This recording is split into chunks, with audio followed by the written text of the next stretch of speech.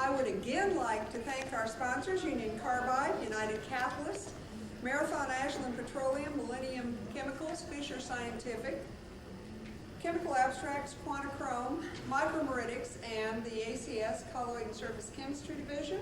Thank you for your participation. We particularly appreciate the contributions of everybody and all of the participation from so many of the academic places nearby in all of these states, not just tri-state, pentastate.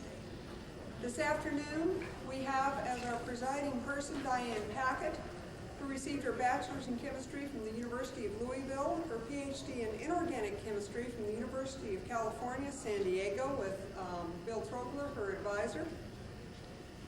She's worked for 10 years at Union Carbide in the Catalysis Skills Center doing homogeneous catalyst research. Diane, thank you.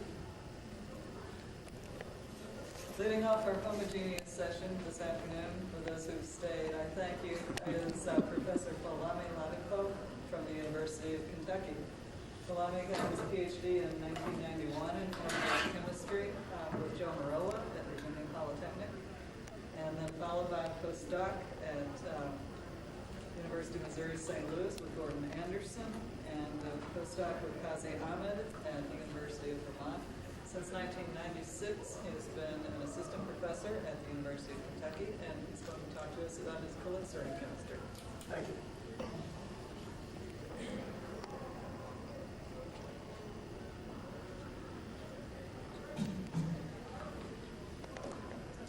The chemistry I'm going to talk to you about today has to do with the use of calixarene ligands calixarene as ligands in transition metal chemistry. It's clear that the nature of the ligand affects the reactivity of the transition metals, and what we were interested in doing is examining the potential of calixarene ligands in early transition metal chemistry. Most of the work that's been done in early transition metal chemistry has been focused on cyclopentadiene-based ligands. And recently there's been an interest in using non-CP-based ligands in order to explore whether you could get unique reactivity or perhaps unique stereo or regioselectivity in this chemistry. So the ligand we start out with is the ligand shown here, which is prepared by the method of Blackman and co-workers. Basically, you take tertbutylcalixarene, react it with dimethylcalixarene and the presence of a base, and you generate this ligand, which we've given the acronym DMSC. Taking this ligand, we can prepare titanium complexes. The first one we made is this dichloride complex. The reaction is done in pentane at low temperatures, and we can obtain this complex 1 in very high yield as a orange solid. The compound is completely characterized. We were, of course, interested in the reactivity of titanium. So we, of course, converted the complex to the dialkyl compound. This reaction is done again in toluene, basically using a dialkyl magnesium as a reagent. You generate magnesium chloride in the process, and we can isolate the dialkyl species in very good yield. We can make a complex with either the L group being metal or benzo. The interesting thing about this is we found that we could only make these compounds very cleanly using the dialkyl magnesium reagent. when we tried to use a grignard, we do form the compounds, but we do this with very, that's what I'm looking for. So when we do this, we find that when you use the grignard reagents in this, that the yields were very poor, and we had a lot of decomposition products involved. So this was the best reagent we found for doing this, and indeed we can form these compounds in quite high yield. Just to show you, here's a proton NMR for this compound, and this proton NMR clearly shows the 1,2 alternate conformation. And by that I mean we've got 2 of the oxygens bridged by this silicon group pointing down, and the other 2 oxygen 3 and 4 pointing up, so in the alternate direction. And you've got the titanium atom bound to those 2 oxygens. Now you can clearly see that one of these half groups in titanium coming out of the screen is basically unhindered, whereas the other metal group or R group is going to be interacting with the Fender rings, and that leads to a ring current effect, and that is what we see when you look at the NMR. The titanium that's experiencing the ring current effect is showing up here. The metal that's experiencing the ring current effect is showing up here, and the other metal is showing up at around 1.1. That's just a little bit of residual painting left. You can see the same effect when you look at the metal groups in silicon. One of them experiences ring current effect, showing up here, and the other showing up at a normal position for solid metal group. The other region that I want you to focus on is the metalline region. This is for the metalline protons. Basically, if you look at this molecule, you can see that it has basically CS symmetry. That is, it has a mirror plane that contains the silicon dimetal and titanium dimetal units. And so you have that mirror plane that bisects the molecule, and so the 2 protons, the 2 top protons are reflected to one another and they're equivalent. The bottom protons are equivalent, and the other 4 metallines are inequivalent. And that's what we see here. You see basically a doublet for one of the metallines that's inequivalent, and the other 3 doublets show up here, and you've got this AB pattern for the 2 equivalent metalline protons, top and bottom. When we look at when we generated these compounds, we were of course interested in seeing how reactive these compounds are, particularly since our interest is in the area of olefin polymerization chemistry. We wanted to see whether we could generate cationic species, especially since cationic species have been implicated as the catalytic species in cyclonal chemistry for the cyclopentadiene-based systems. And what we found was that we could not clearly generate a cationic complex from these compounds, except in the presence of a base like acetylnitrile. When you do the reaction and try to generate these species, the cationic species without acetylnitrile presence, basically what you found was that you could see, especially in the case of the benzyl compound, you could see the cation being formed, but it was quickly followed by decomposition. So only in the presence of acetylnitrile could we cleanly generate the cationic species, and only in the case of the benzo compound could we isolate the material formed as a solid. When you try to isolate the metal compound, what happens is basically as you try to pull off the solvent, you basically had the compound decompose. So we were able to generate these cations, but not in base-free form. And what we thought was, well, could we find another way to generate this cationic species? And one of the things we thought was, well, maybe we could make a species in which we would have a ligand that's able to come off and generate a cationic species in solution. So we thought, well, we took the dichloride species and abstracted the chlorides using silver triflate. And when you use two equivalents of silver triflate, what you generate is this, is a aqueous solid, which we've formulated as this triflato complex. Now, when you look at the elemental analysis and the mass spec for these compound, it basically matches the formulation that's shown here.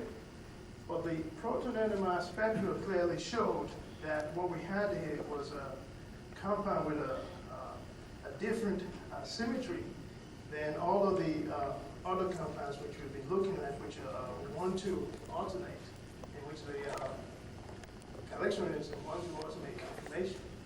So I'm just showing you here the proton NMR spectra for that base triflato complex. I'm not going to go into the details of it, but you can clearly see that what we have here, the two tubular groups that are equivalent, and two tubular groups that are inequivalent, and this is clearly different from what we've seen. If you also look at the methylene region, you can see you've got two of the methylenes are equivalent, so you get a doublet for two, and then another doublet for two of them, and then you've got this AB pattern representing 4 protons. This type of spectrum is consistent with either a 1,3 alternate or partial cone type of conformation. And we're still working on sorting out exactly what the species is. Unfortunately, we've not been able to get X-ray quality crystals for this compound, but we're continuing to work on that.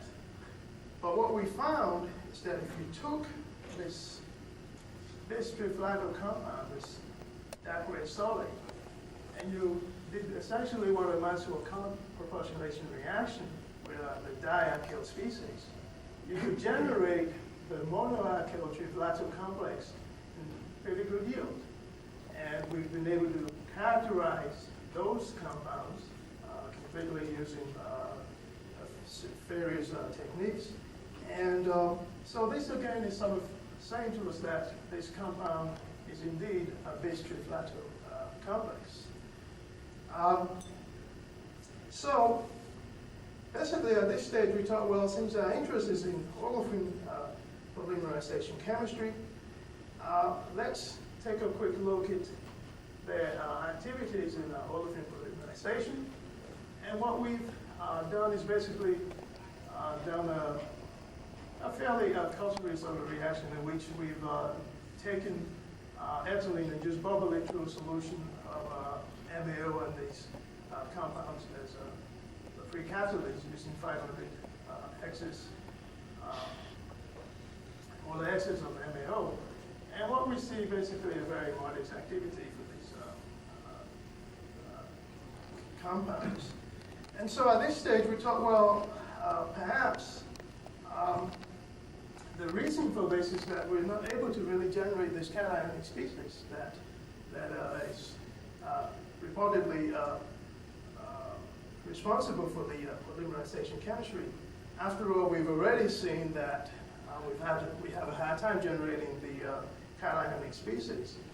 So we thought, well, perhaps the thing to do is to try to change the bridging group from silicon to something that might be able to donate to the titanium and therefore make it a little bit less electron deficient and make it more willing to take on positive charge. And so what we did was basically synthesized calixarene complexes protected by alkyl phosphorus unit. And in this case, we've made sure that the R groups are fairly bulky such that we can force the lone pair of this phosphorus to be positioned in the middle of that cavity.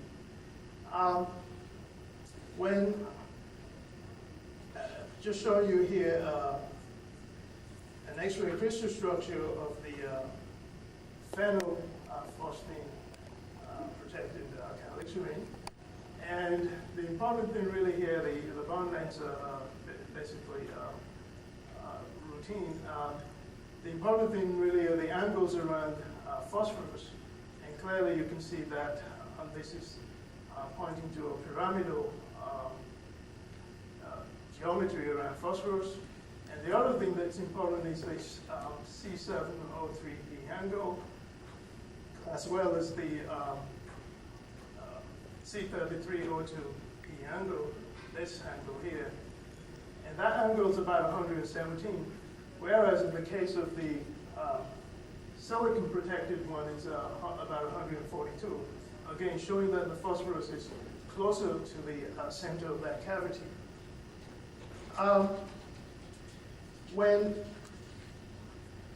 we took this compound and reacted it with silicon, with the titanium tetrachloride, we found that upon formation of the dichloride species, changing conformation occurs from the 1,2 alternate conformation to now a cone conformation in which all the oxygen are pointing in the same direction.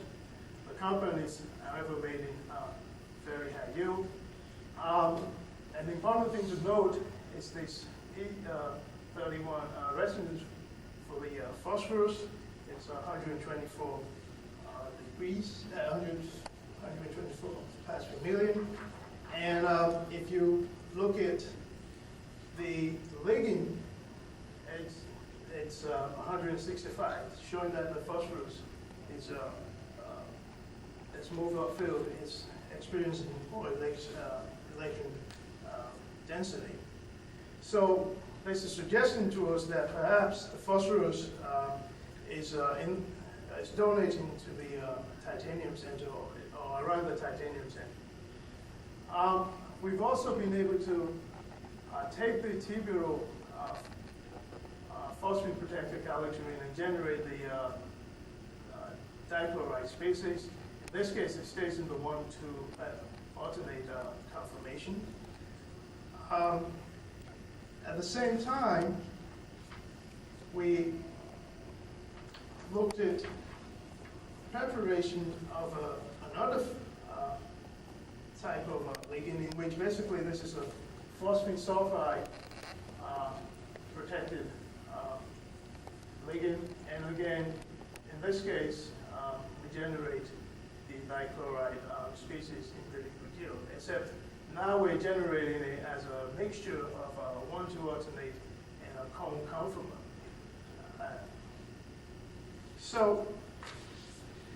Well, at this stage, we went back and we looked at the activities of this species of some of these compounds now in the polymerization chemistry. And what we found was that the phenylphosphine protected dichloride compound led to a significant increase in the activity and polymerization of ethylene, whereas the other two compounds basically were disappointments. So at this stage, we're still sort of pondering how to improve the activity of these compounds. We're looking at other ways in which to make the titanium a little bit less electrophilic and see whether that's going to improve the activity. Of course, we're recognize that there are other factors that may be at play here, including stereo effects. But at the time that we were doing this, we were also looking at another type of reaction, which is the cyclotrimerization chemistry, because our interest was not only coming up with systems that might have activity in olefin polymerization, but I was particularly interested in what the ligand environment, how that affects the stereochemistry or regiochemistry of the reaction at the nanocenter. And what we found was that when you do the cyclotrimerization of acetylenes using the DMSC protected titanium center as catalyst, you basically generated this 1,2,4 isomer almost exclusively. There's a little bit of the 1,3,5 isomer present, and the species, which is generated basically from the byproduct in this reaction, which I'll show you in a moment. But again, it's basically 1,2,4. So what we found was that if you took the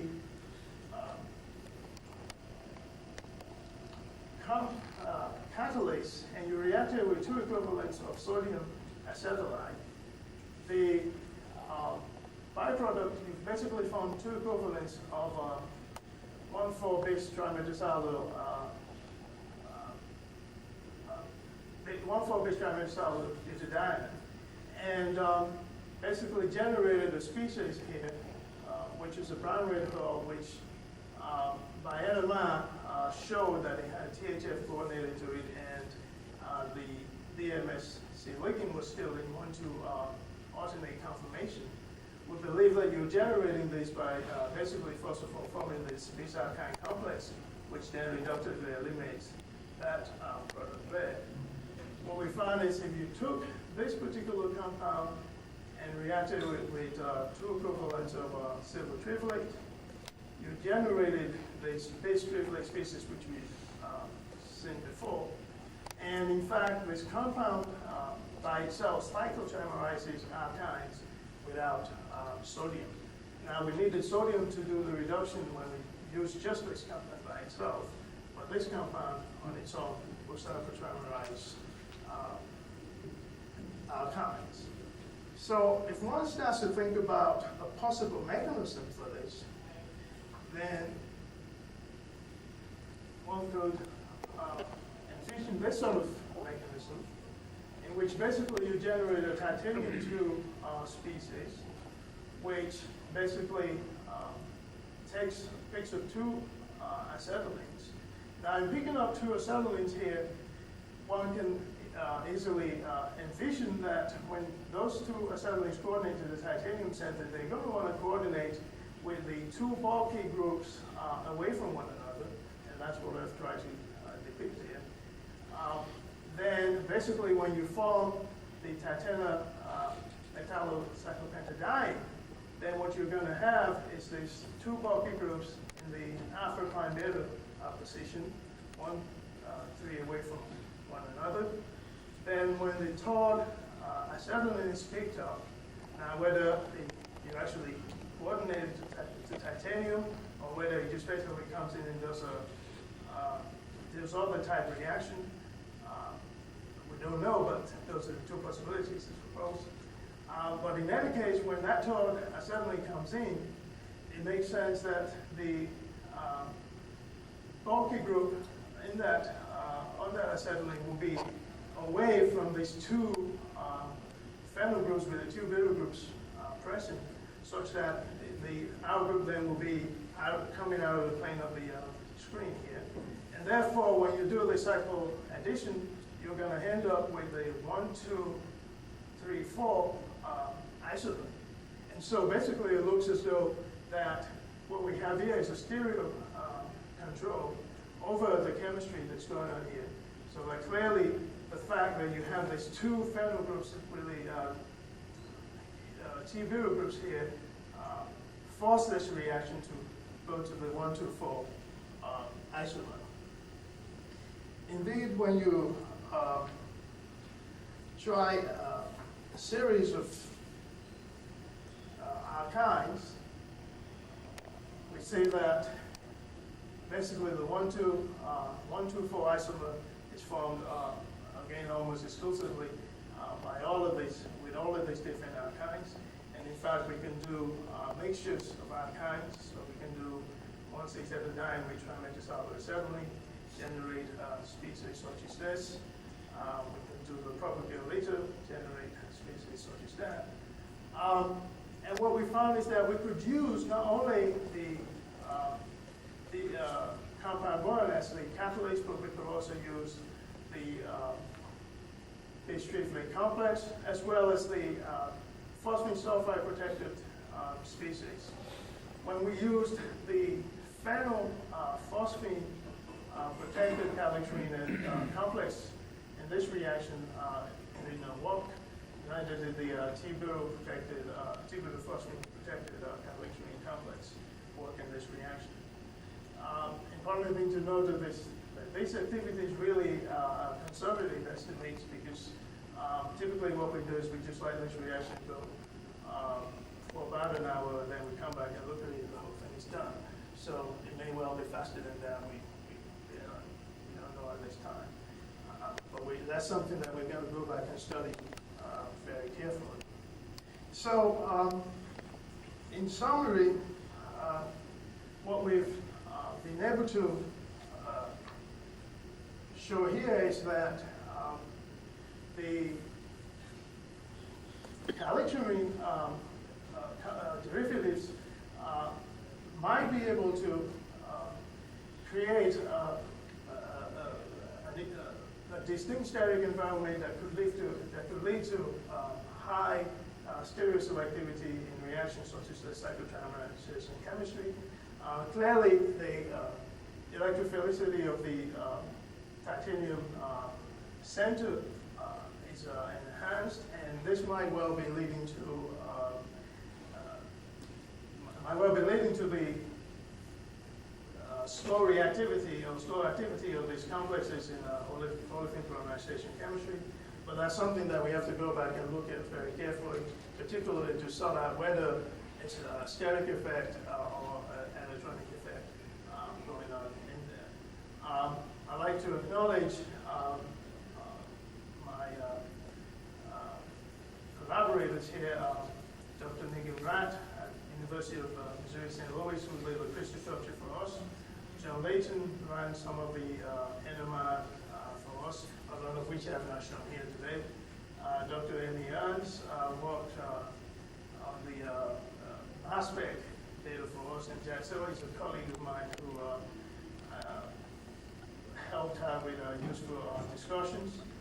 And I also like to point out that all of this work was done by one graduate student, Oleg Kosorov, who has worked very hard on this project, and I think has a very bright future ahead. Finally, the work is supported by University of Kentucky and the NSF program. And I thank you for your attention. We have time for one or two questions. Yes, I'm going to show my ignorance, but basically, from what I understand, the polymerization mechanism, a lot of folks accept the COSI mechanism where the olefin inserts into the metal, titanium alkyl bond.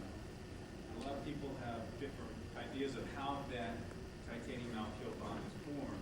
Some folks talk about a cycle involving the titanium, such as you talked about in your mechanism to make the C6 ring.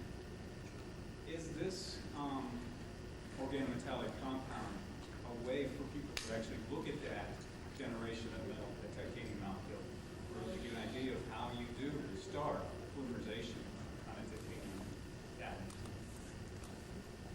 Well, yeah, there's been a lot of work really looking at the mechanism of this of olefin polymerization chemistry, and a lot of the work really has gone looking at what the actual catalytic species is.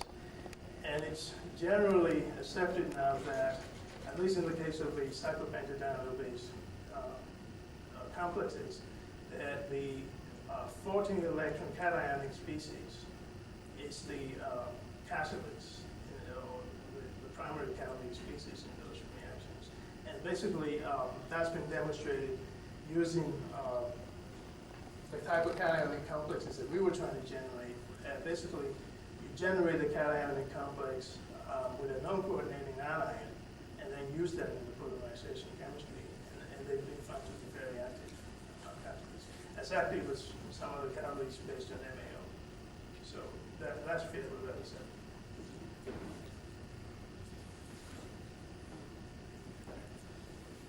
I have one question. In your cyclotrimerizations of the alkynes, how does the activity of the calixarene titanium complex differ from a non-calixarene modified titanium, just titanium dichloride or similar? The activities, actually, these activities are pretty good compared to similar compounds that are reported in the literature.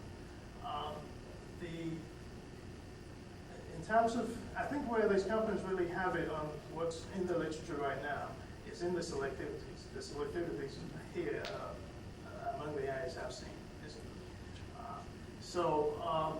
In terms of the activities, I think they are better or comparable, although, as I said, they really haven't worked very hard at getting an accurate reading on how active these things are.